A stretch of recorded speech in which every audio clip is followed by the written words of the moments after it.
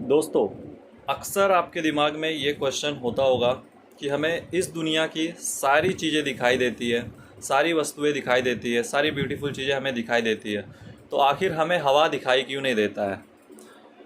Y we can't see air? So in today's session we are going to learn why we are not able to see the air. तो आज के इस session में हम सीखने वाले हैं कि आखिर हम हवा को देख क्यों नहीं पाते।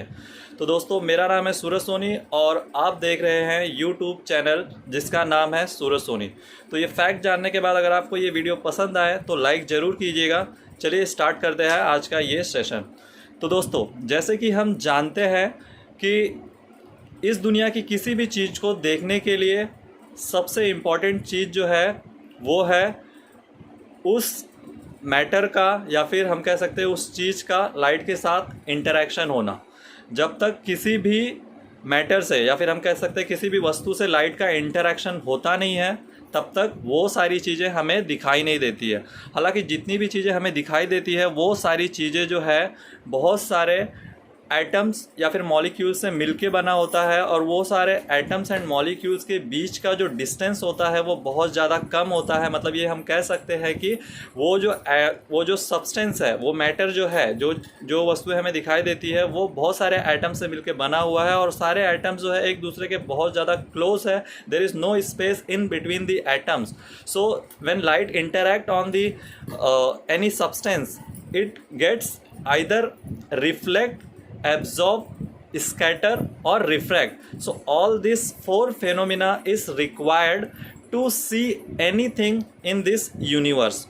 So as we know, air is a mixture of different types of gases.